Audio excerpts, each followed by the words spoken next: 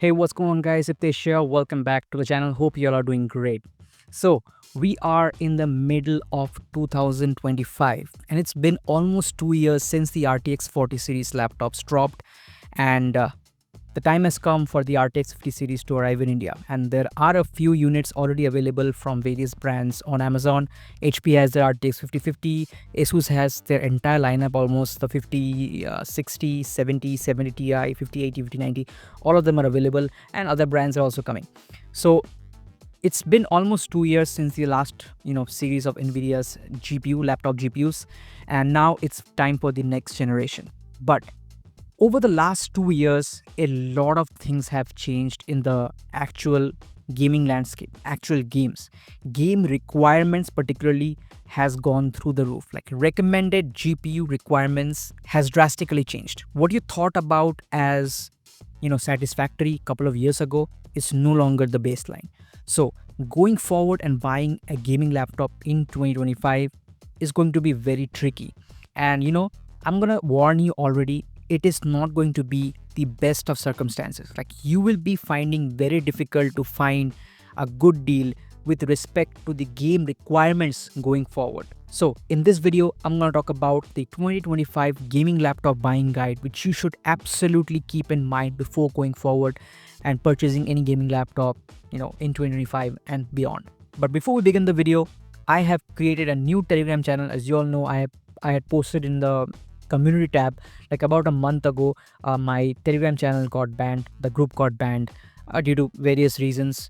We had like 1500 members, and it was a really active group. Like almost always we used to discuss about tech and other stuff. And it was a really lively and active group, but I couldn't recover it. Sent multiple support messages and all, but I couldn't recover it. So I've opened a new Telegram group. The link is given in the description. It's the same, it's just the same, it's a carbon copy of the previous group. Same things are available there. So consider joining the group. The link is down in the description. Get alerted on the best tech deals whenever it is available, and it's always fun to discuss tech moving forward. With that said, let's get right into the video. Okay, first I'm gonna start with some very basic requirement. Okay, how do you choose a gaming laptop? How do you buy a gaming laptop? How do you decide which laptop to pick? Forget about the models, I'm talking about the base configuration. So buying a gaming laptop is almost the same as building a gaming PC. The theory is the same. So when you're building a gaming PC, the idea is to build the entire PC around the GPU. The GPU is the key component. So first of all, set your budget. So set your budget, how much money you can spend on a gaming laptop. And then in that budget, find which is the best GPU that you can fit in that budget, and then focus on the rest of the components. So number one priority should always be your GPU. So set your budget and then find the best possible GPU that you can fit in that budget. I have told this several times throughout the year, through the last couple of years. I've said this multiple times, and I still see, people making mistakes and then regretting down the line. A lot of people, they get confused, and I see in the comments repeatedly that should I go for an Intel Core i7 with an RTX 4050, or should I go for an Intel Core i5 and an RTX 4060? This is a very common thing that I've seen. People, they would skip the GPU and they would go for an i7 or i9. That is a completely incorrect conception, and I've seen a lot of people do this for, especially for, video editing. Like they would come up and say to me that, hey, I'm going to do video editing, so I need a great CPU and all that thing. But the reality is, a lot of stuff in your video production pipeline as well as in 3D modeling pipeline is highly GPU accelerated. Like having a faster GPU will eventually, like real-time editing experience, it will give you a better real-time editing experience, better timeline, scrubbing performance, if you have a good GPU that is well supported by the editor that you're using. Okay, so GPUs have the media engine. Obviously, CPUs also have it. I mean, CPUs also have a iGPU. That iGPU also has a media engine, which has different, media encoding and decoding blocks that specifically is meant for handling, media files. Okay, so having a good GPU that has a decent amount of memory as well as good support in the specific editor that you're using is a very key component towards having a good video editing experience. And I proved it with my Intel Core i5 12450HX and RTX 4060 Lenovo log that you see in the back. I had proved it to you guys. I had shown you benchmarks comparing the Core i5 with an RTX 4060 my laptop against other laptops which have a faster CPU but a slower GPU. And you will see that not only is the Intel Core, is my configuration scoring overall better, but you see a big difference in terms of effects, because when you are editing, you put different effects. You will color grade, you will apply transitions, masking, and all those things. All of those is greatly accelerated by the GPU. Okay, so having a good GPU will help you like a lot more than having a better CPU, because media is handled by the GPU, guys. It's been like, I don't know, 20 years that this has been the case. The GPU is a very key component towards having a good editing experience, and obviously also for 3D modeling. Like 3D modeling is all GPU. Like if you're using Blender, go for the best GPU. That is like undoubtedly the way to go. Okay, so that was my basic criteria that I wanted to explain to you guys. Like, how do you choose a particular gaming laptop? How do you choose a perfect configuration? So choose your budget, find the best GPU that you can find, that you can fit in that budget, and then look at the other aspects. Look what CPU is there, what RAM configuration, can you expand the RAM, what kind of storage configuration is available, can you expand the storage, what is the battery size, what is the display quality. All those come secondary. The first priority is always the GPU. Okay, so since the GPU decides what laptop that you are going to buy, that also decides the various price categories. Okay, so when you're going to purchase a laptop, what pricing should you expect? Like what, or rather I should say, how much should you pay for a particular GPU tier? Like you shouldn't overpay for something that is not worth the money. Okay, so you should know how much should you actually pay for a particular GPU. So let's divide the various categories or price tiers based on the VRAM capacity, because VRAM is currently the single biggest factor that is holding back the GPU's lifespan.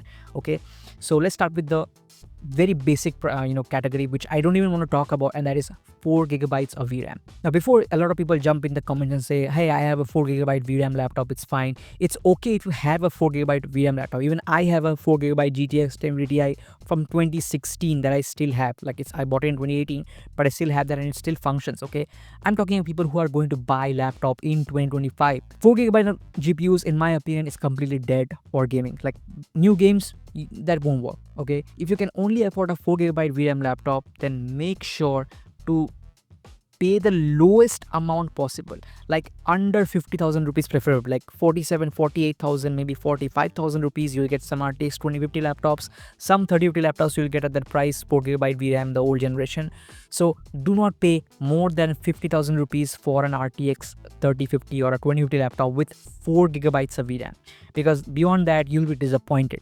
Next, move on to the 6 gigabyte VRAM category. Okay, so in the 6 gigabyte VRAM category, you get 2 GPUs typically. You get the 3050 6 gigabytes and you get the RTX 4050 6 gigabytes. Now, the RTX 4050 6 gigabyte is a much more powerful GPU than the 6 gigabyte RTX 3050. So if you're purchasing a 6 gigabyte RTX 3050, then you should not pay more than 55,000 rupees, and you should absolutely stay under 6,000 rupees. You should not pay a penny more than 6,000 rupees.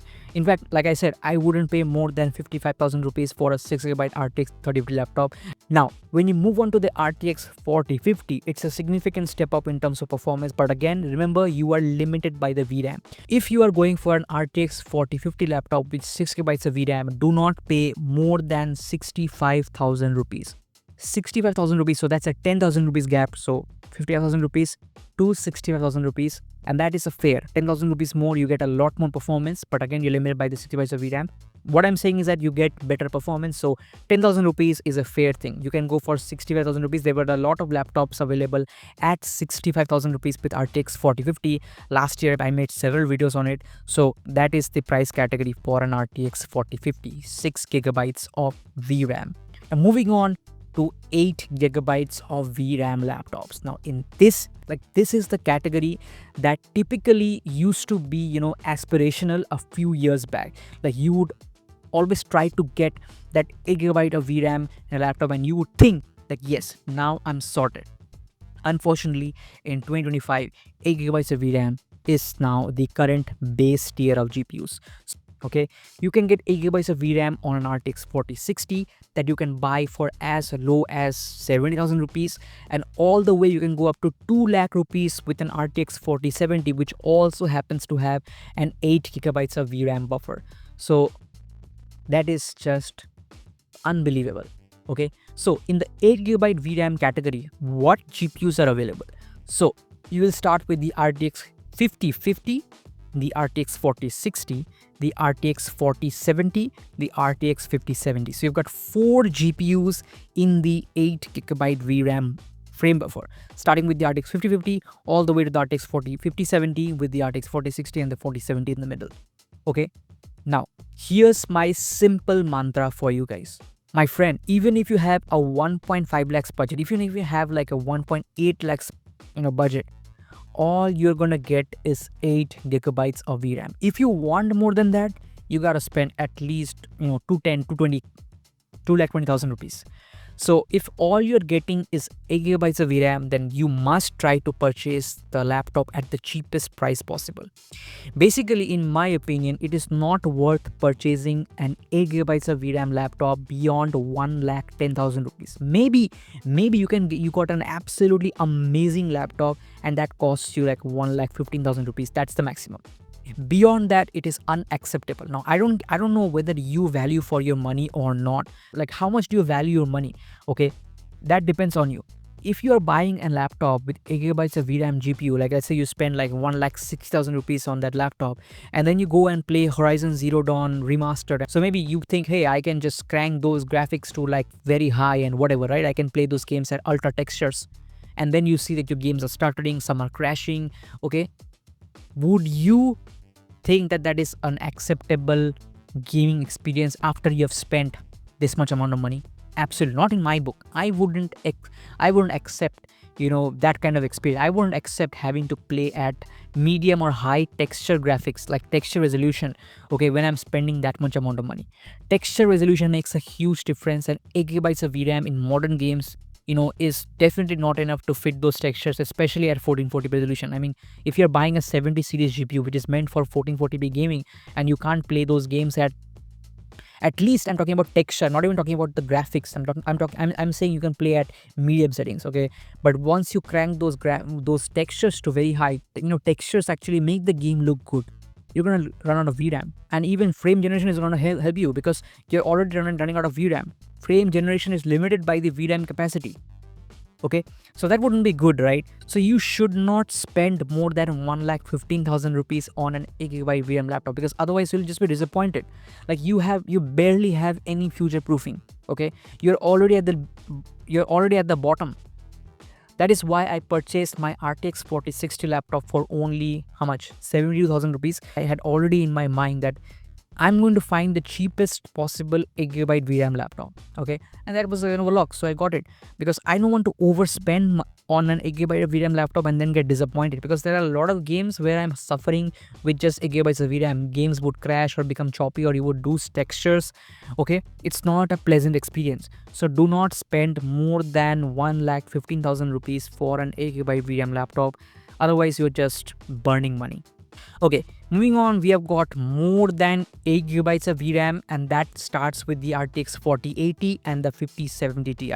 Now, both of these laptops, they are again performing at a very similar level, and those you should expect around the 1,70,000 to 1,90,000 rupees price range. Again, it is very overpriced, I know that, but you should not spend over 2 lakh rupees on these laptops. It doesn't make sense to me. Okay, spending that much on a gaming laptop, it doesn't make sense to me. Beyond that, I really don't care, because pricing will go sky high. I don't care about those laptops. I'll be bringing up more deals as the sales have started. Tomorrow I'll have all the deals available, the best deals available as usual. So stay tuned for that. Also, please join the Telegram community, link in the description. You'll be alerted on the best tech deals, the earliest, and also we'll discuss a lot of tech, which is always fun. Okay guys, with that said, thank you so much for watching. Make sure to like, share and subscribe. Take care, and I'll catch you in the next one. Peace.